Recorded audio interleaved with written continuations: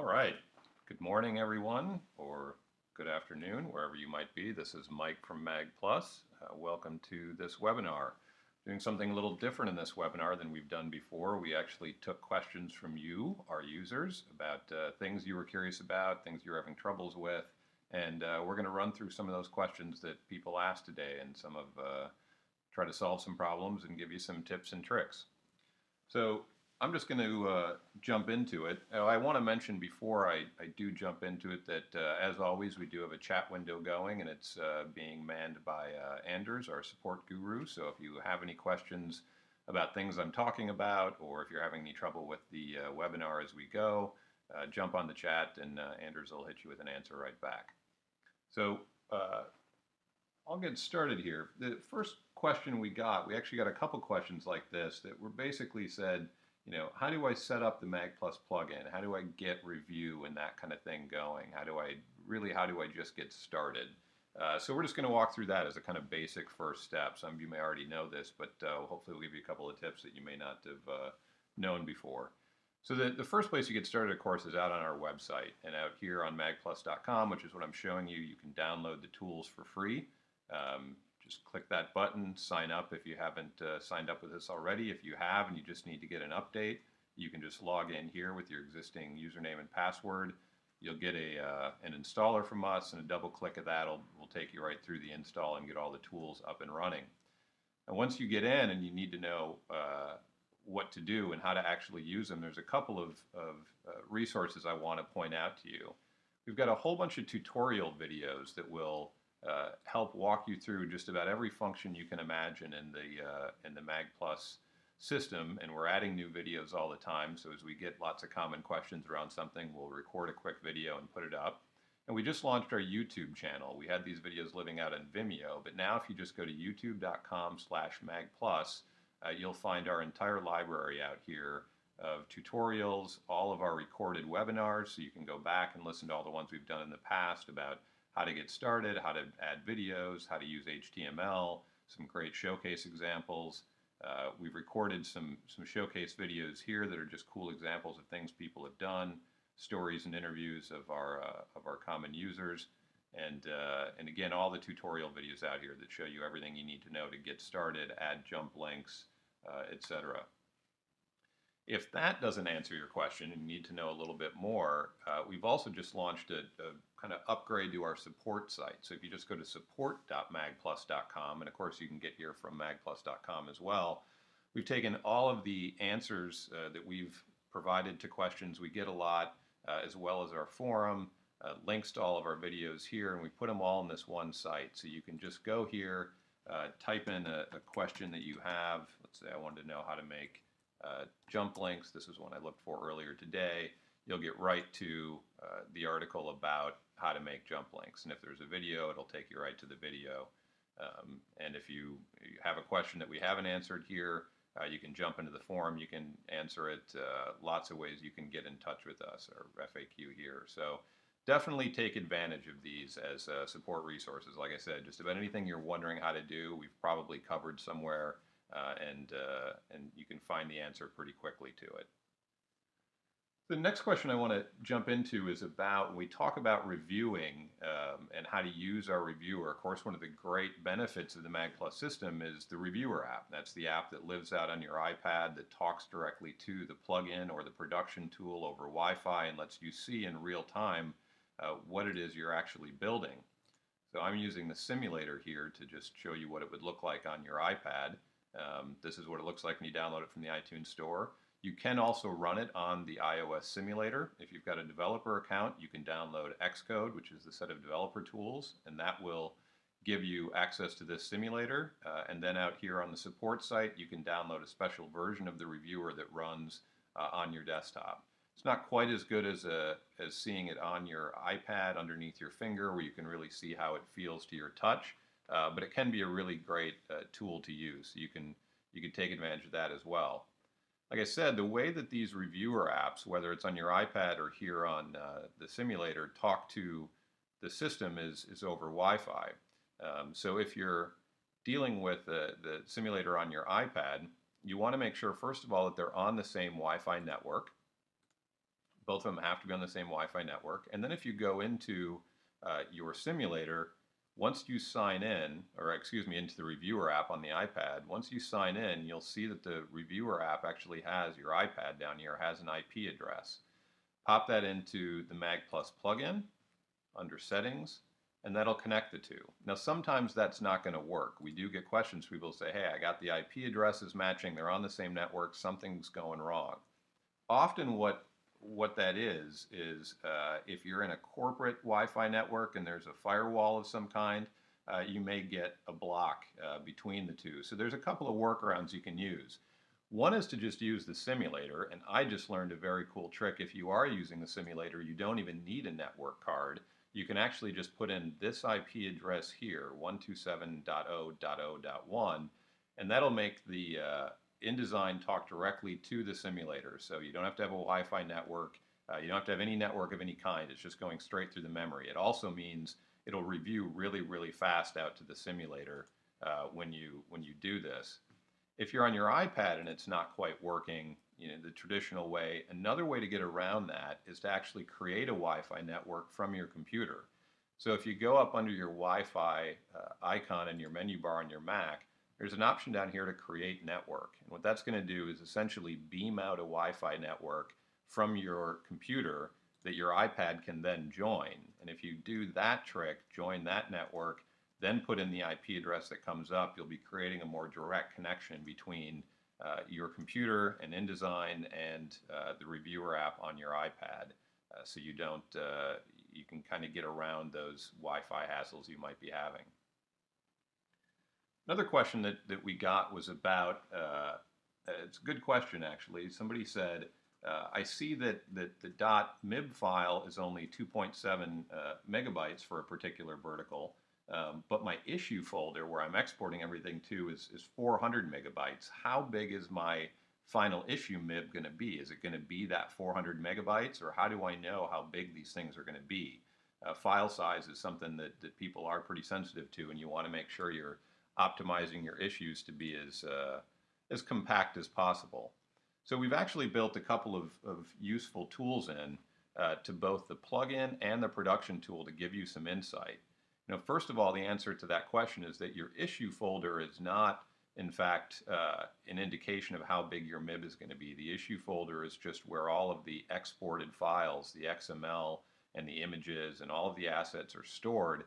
But when it turns into a MIB, it's actually going to get a little smaller because there's some compression that goes on it. So how do you know how big it's actually going to be? Well, here in the plugin, we've added a capability down here called MIB size. You'll see it's just a little pop-up in the bottom corner, and that'll show up the first time I do a review of some kind. Oh, and I have to save it before I can do that. So as long as I do a full review, now this is triggering Photoshop to do all of the image conversion, and it's converting everything at exactly the right DPI for the iPad.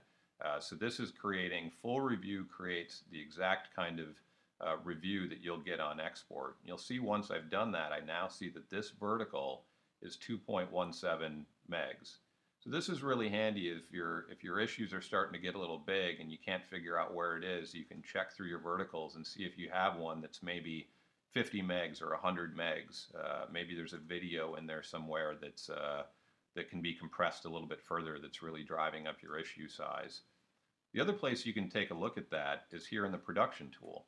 So once you've got some pages or some verticals together here in your production tool and you're building your issue, this will give you a sense of how big your whole issue actually is.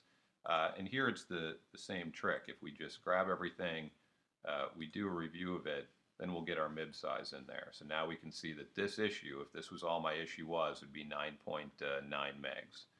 So definitely take advantage of those tools. They're new with our 3.1 update. So if you haven't updated your tools yet, go out and get the new download, and now you'll be able to check out those file sizes beforehand. Moving on to question number 3, somebody says, asked about basically the Grow package, which is our middle package in our pricing, and how those costs work exactly. So I just want to show you our features and price section out on our website and just talk briefly through the 3 packages that we have, and then we'll jump back into doing some creative things. So there are, as I mentioned, three ways you can get into magplus. So you can go get the tools, and I'm sure most of you watching have already done that step. You've downloaded the tools for free. Now you want to publish. You want to put this amazing stuff you're building out into the iTunes store or the Android market, and you're curious how you do that. Well, that's when you pay, when you want to launch. There's our entry-level program we call Go. It's $199. That's it. Really, truly. There's no extra hidden fees on there. And what that's going to get you is your own branded app that you can submit to the iTunes store. That's going to deliver a single issue. So there won't be a store and a library in it. You can't sell multiple issues through it. But let's say you have a book or a special issue or just something you want to try one time to get out live into the store. That's $199.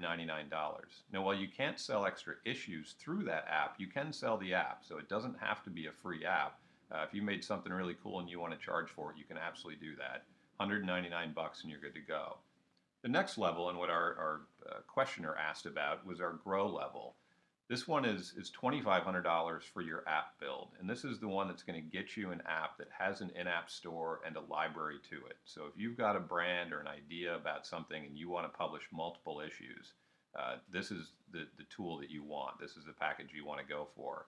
This also gives you the ability to have analytics so you can see what your users are doing. You can integrate a third-party subscription system, so you could sell a subscription over your own website or maybe give away digital subscriptions to your print subscribers, a few extra tools in there. Now this is $2,500 to get started, and that's going to get you a branded app with all of these things in it and 5 months of free publishing. And after that 5 months, if you want to keep publishing new things to it, let's say you're a monthly or a quarterly magazine, we'll charge you $500 a month to publish an issue, but only in the months that you publish, and never more than $500 in a month. So just to make it a little more clear, if you're a monthly or anything more than a monthly, you'll never pay us more than $6,000 a year at this level. So you're really only paying when you publish a new issue. And if you want to create additional apps, when you want to create, say, an Android version of that same app to deliver your magazine out to the Android space, or when we have it down the road, the Kindle Fire, which is coming later this spring, you can add that app on for only another $500. And that same publishing fee will cover all of your platforms. So you can add those extra things, $500 one time to get your Android app or your Fire app, and then you can publish the same issue out for that same $500 amount. Finally, I'll just mention quickly our lead program, and this is really our all-you-can-eat package. For $3,000 a month for a fixed fee, you can build as many apps as you want on any of the systems that we support. You can publish as many issues as you want. There's no additional publishing fee. And you also get quite a bit of creative support from us. We do have, if you scroll down our features and price list here, you'll see that we've got some support options in here. A lot of it we give away for free, but we can also help you get your apps live in the store. We can give you a kind of creative help desk that you can email when you're having troubles, or even buy a dedicated 1-hour webinar with our support team. If you're a lead customer, you get all of that for free. So lead is a really good deal. We also include 10 terabytes a year of downloads for you if you're choosing not to host yourself. So that's the pricing. It's all out here on magplus.com.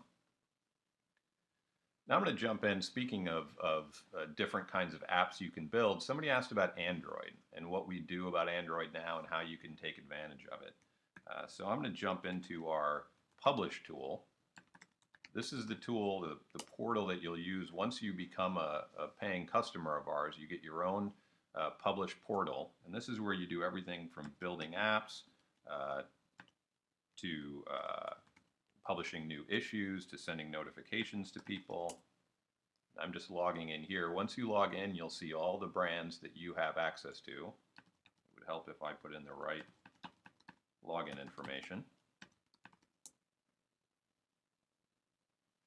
Hopefully we got it right this time. What you're going to see out here under Publish when I get in, there we go, is that you can build out here, as I mentioned, an iOS version of your app. And I'm just jumping into one of our titles here, American Photo. Here under the Apps tab, you can build your iOS version, and you can also build an Android version of your app. And it works pretty much the same way as building your iOS version.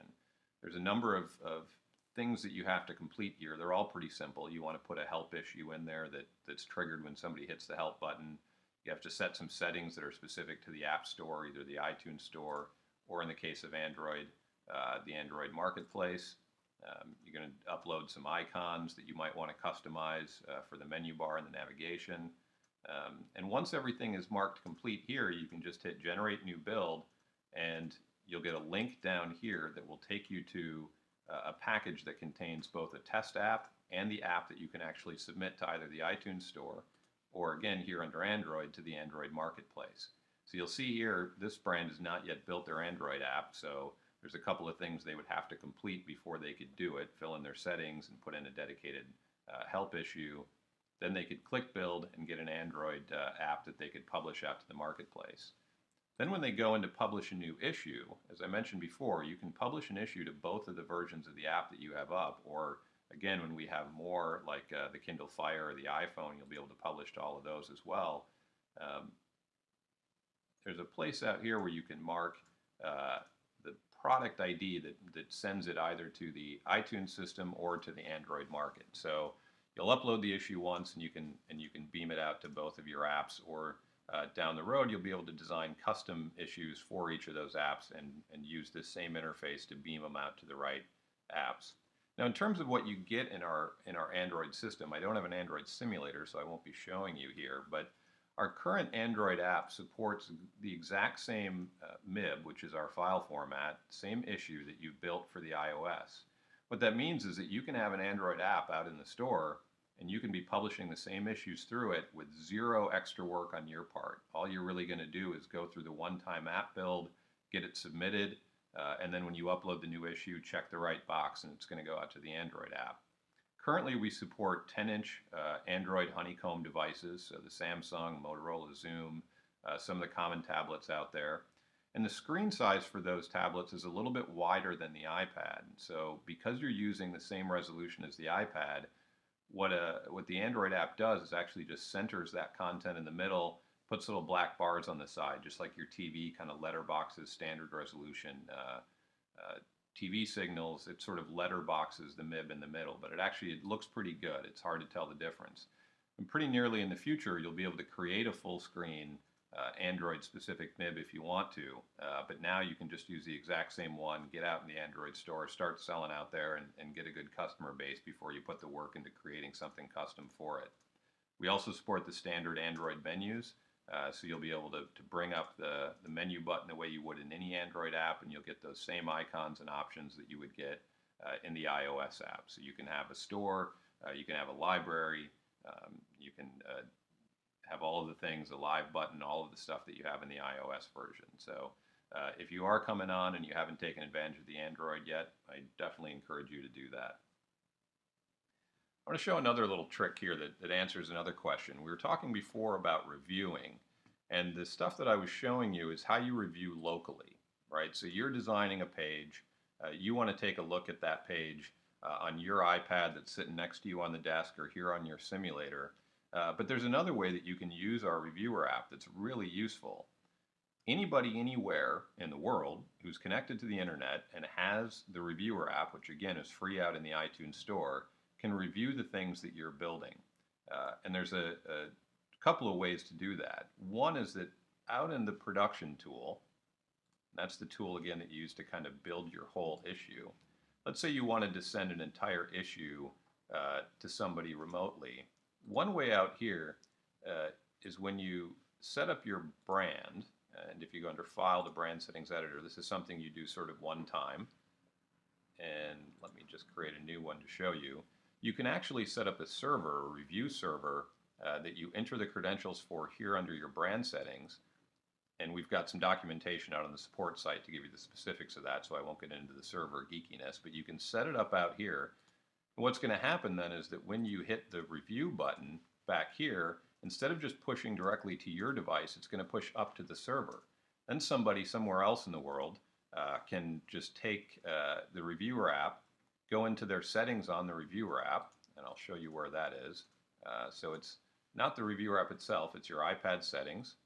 They're going to see this little option here under apps. If they go into authoring settings, they're going to see authoring server, And there's two options. Single MIB file means it's going to just push directly from my device. Remote review is going to be what I just talked about. This is going to tell the iPad reviewer to go look out on the server and pull whatever's on that server down to the device. And here under the remote review address is where you'd put in that server address. So that's really useful if you want to have multiple brands that you review remotely, because you can set up an entire folder structure, and when somebody hits the review button, they'll get that folder structure and then they can choose which MIB they want. If you're a regular publication that needs to review to people who are remote, setting up that server can be really useful. If you don't want to bother with all that, there's a bit of a workaround that we actually use all the time, and it uses a service called Dropbox. If you don't have a Dropbox account yet, go out and get one. It's free. I'll just go out to the site to show you what it looks like. One of the things that a Dropbox account gives you is what's called a public folder. And anything that you put in your public folder will get a URL that will take somebody directly to that file.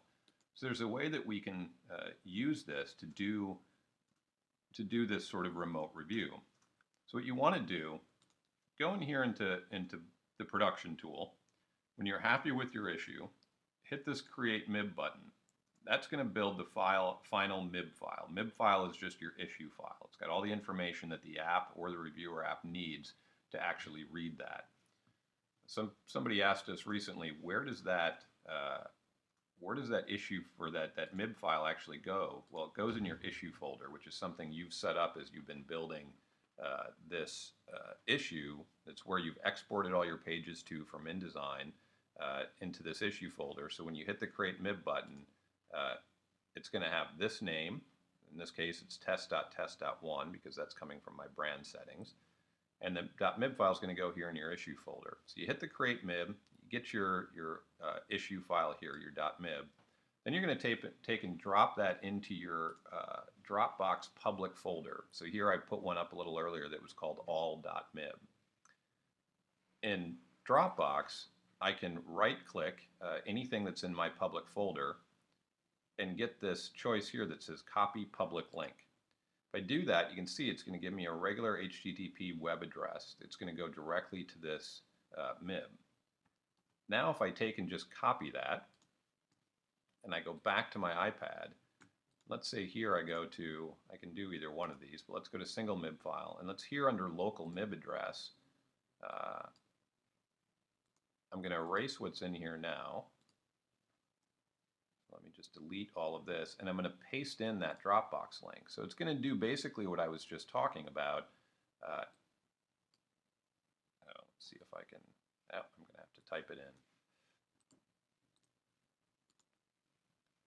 So what it's going to do is it's going to tell the reviewer app to go out and look at this link for whatever is out there. And conveniently, what's out there is a MIB file. So it's a file that the reviewer can actually read. Now, because I'm using the simulator here, I have to do this kind of hacky workaround because the copy and paste doesn't work so well. If you're doing this on your regular iPad, what we usually tell people is copy this link out of your Dropbox and just email it to yourself or email it to whomever you want to actually download this. That way they can just copy it out of the email and then paste it here in this local MIB address spot. So once I've got that entered in there, assuming I put it in the right way, I go back into my reviewer, and now if I hit the review button, it's going to download that MIB file. Yeah, you can see here. Now, we won't wait for this to happen because it's a 212 megabyte file, but you can see that that's what would happen. So it's a really useful tool for doing this remote review, as we said, in kind of a quick and dirty way if you don't have a server set up in between.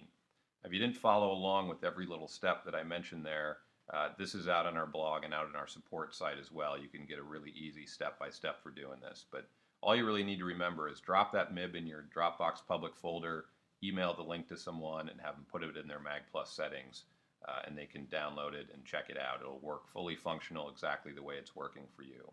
Really useful tool. We got a couple of questions about HTML, and people were saying, one of the questions we got is, are there going to be new features added to the feature builder soon? And if you're not aware of the feature builder, let me go out here now. The feature builder is the sort of online wizard that we have for creating HTML elements without doing any coding at all. So if you want to create a gallery of some kind, like a little slideshow like this one here, or you want to parse an RSS feed into a nice live updating stream in your app, but you don't want to build that in HTML, what the feature builder lets you do is just upload your content, and it also saves all of your projects. So I can go to this old test one I did here. You can upload your images to it. If you're doing, for instance, a slideshow of some kind, you can set your content size so you can drop it, make it exactly the size you want to be in your layout. You can name it.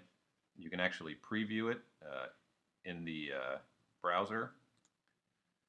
Then if you go to settings, there's all kinds of things you can change on your features that you're building here. So you can create background images or masks over your content.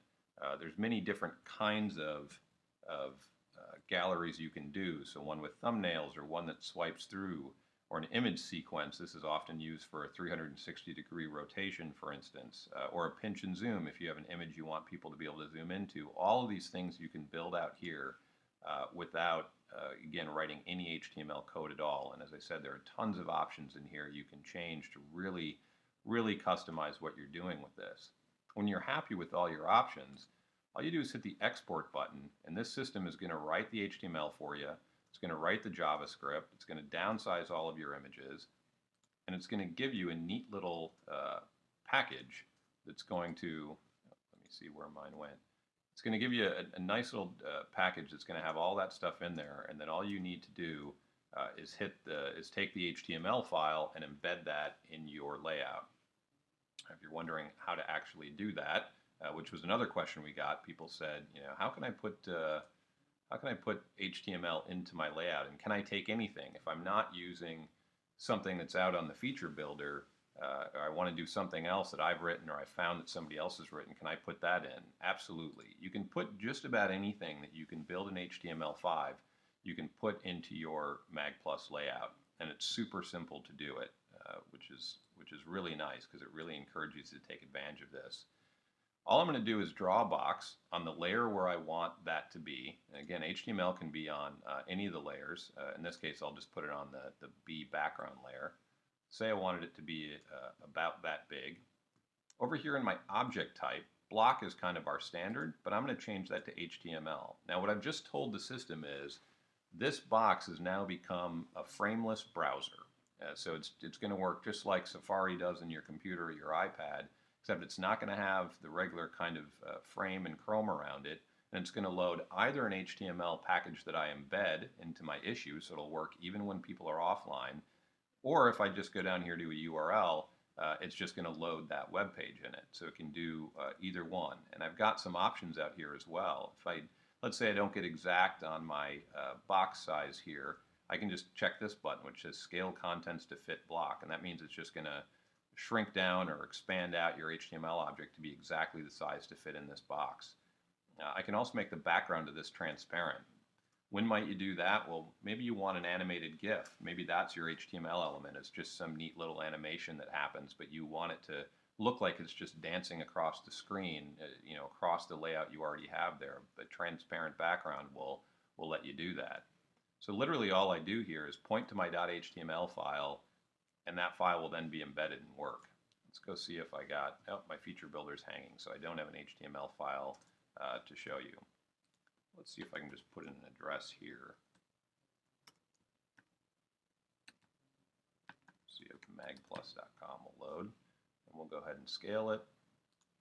Let's see if I can fast review out to my sim. Here I locked orientation.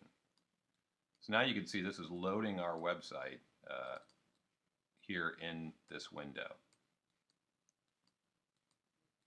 because this was the HTML window that I told to load into. Now this is a pretty ugly example. You can do much nicer things with it, but the point is dropping HTML and is literally drawing a box, pointing to a website or a .html file. Super easy to do.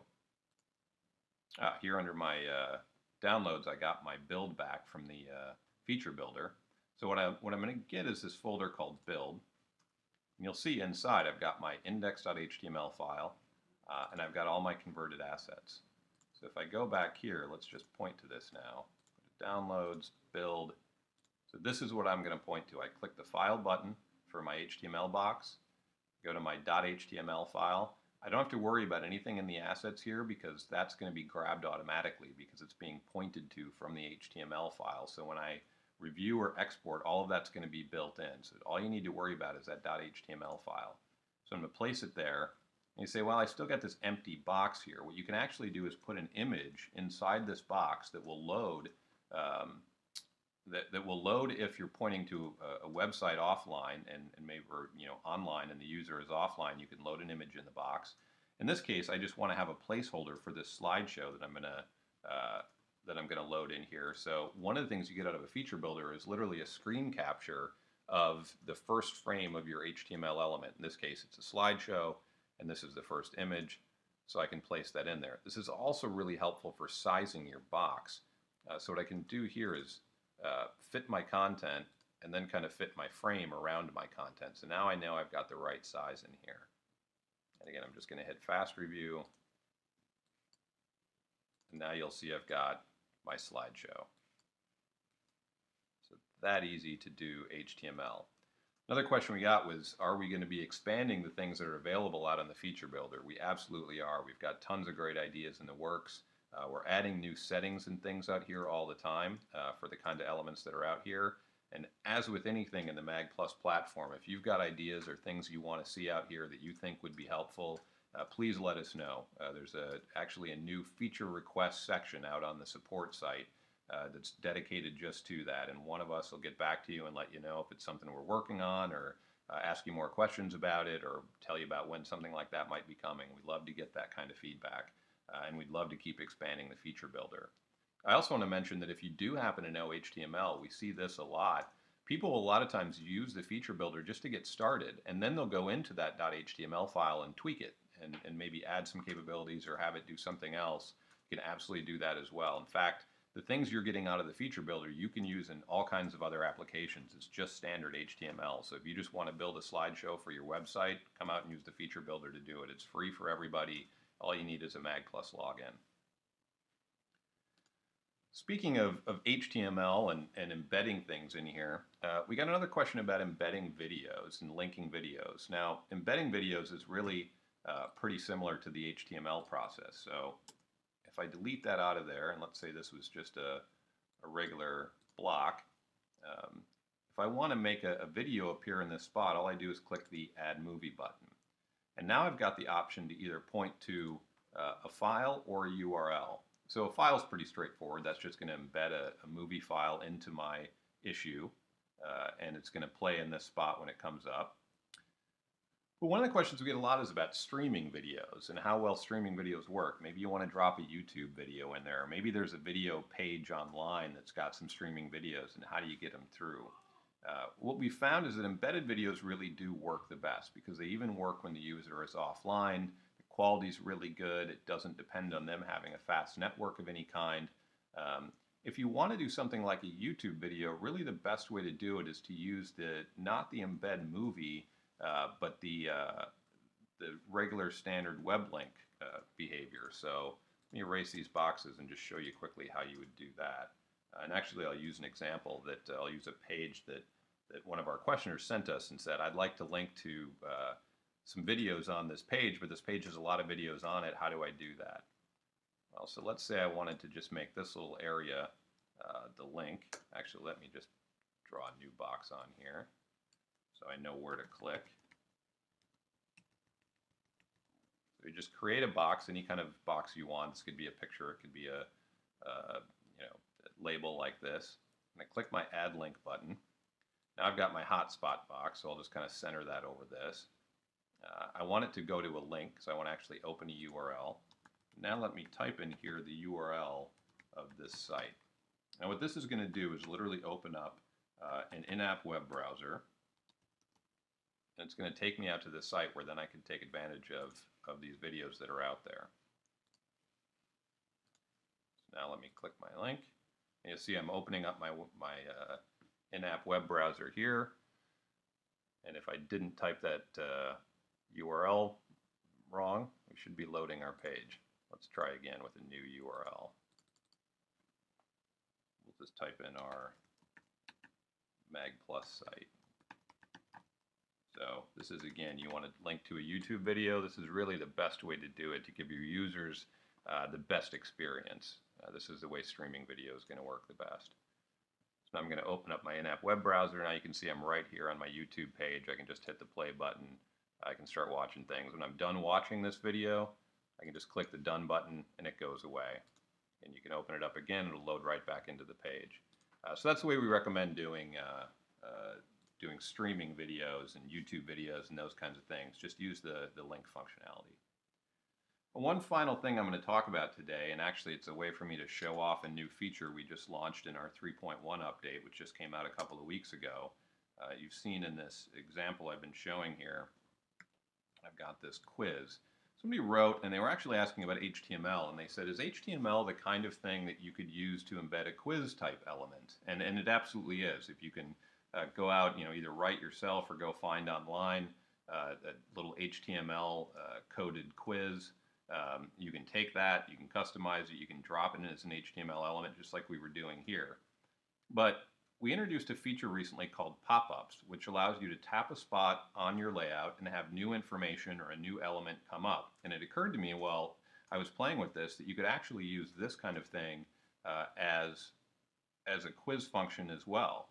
So let me just finish this one I was doing here, and I'll show you how to take advantage of pop-ups by doing this kind of funny little quiz. So what I've done here is I've got, let me hide a couple of layers.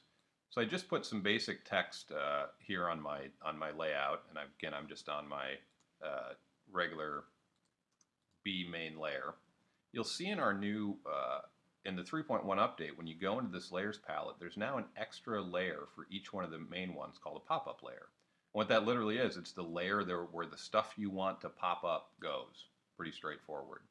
So what I've done here, and I'm giving it away, is I've made a little quiz and I've put little X's over the wrong answers to this quiz, and I put a circle around the right one. So where's Mike webcasting from? Well, I'm actually in Stockholm right now, meeting with our development team. Now the way that I'm going to trigger this answer to come up, there's a couple of ways I could do this. Let's just say I wanted to tell people just to tap in one spot for the answer rather than get the wrong answers. So I could just put a new piece of text down here that says tap for answer. And now I want to make this the hotspot that's going to bring up this circle that's going to show the answer to the quiz. Let me erase this and just do it again. So just like I made a link before, I'm going to select this element. I'm going to go over here and click add link. Now this element, this hotspot that I'm making, again, can be on any layer. In this case, I made it here on my, I made it on the wrong layer. I want to put this on my main content layer here. Now when I click the add link, I get my hotspot box drawn on top. I can resize this, move it around anywhere I want to. What I want to do differently, before I left this as a link, now I actually want to tell it that this is, the type of hotspot this is a pop-up hotspot. And that means I want this hotspot to trigger this element to pop up.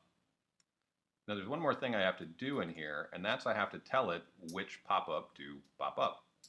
And I do that using an object ID.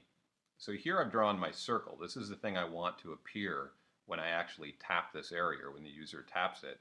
And I've put this on my pop-up main content layer. So it's the pop-up layer associated with where I have my hotspot.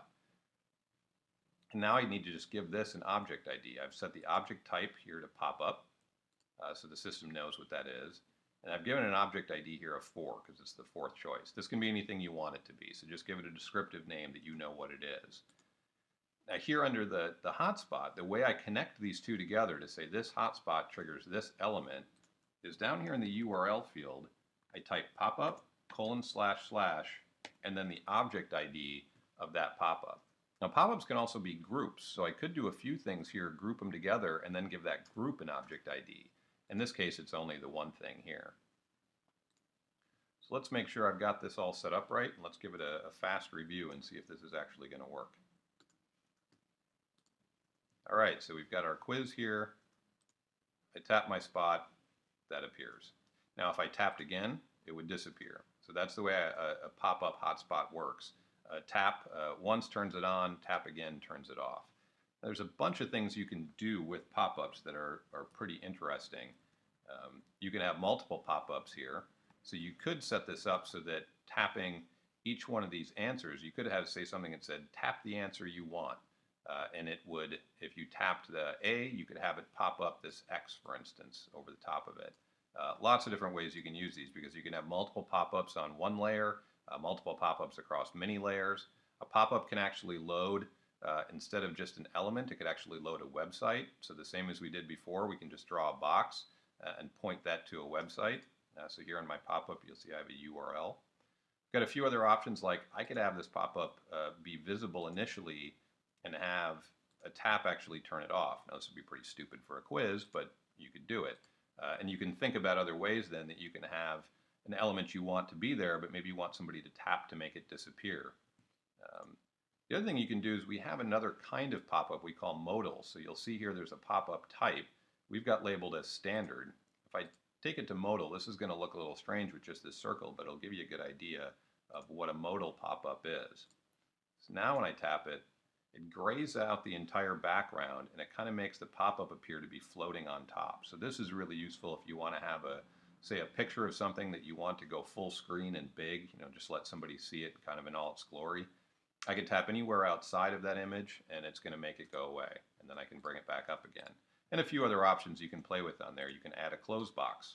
So instead of tapping outside of it, now I actually get a little box up here I can tap, and finally there's an option to center it on the device. So again, if you want something to just appear, blow up of a picture or something like that, you don't want to worry about just centering it exactly perfect in your layout. Just hit the center on device and it'll center, and it'll center regardless of which layout I'm in. So that's pop-ups. If you go out and get the new Reviewer app, something else I want to show you out here that kind of speaks to this help and support question. You'll see here under the help button in the Reviewer app, we've now got a link directly to the magplus support site that I was talking about. So if you're using the tools and you're getting confused or you're stuck on something, you can get right to the magplus support site from here. We also have this inspiration issue embedded in it, so you can always get back here.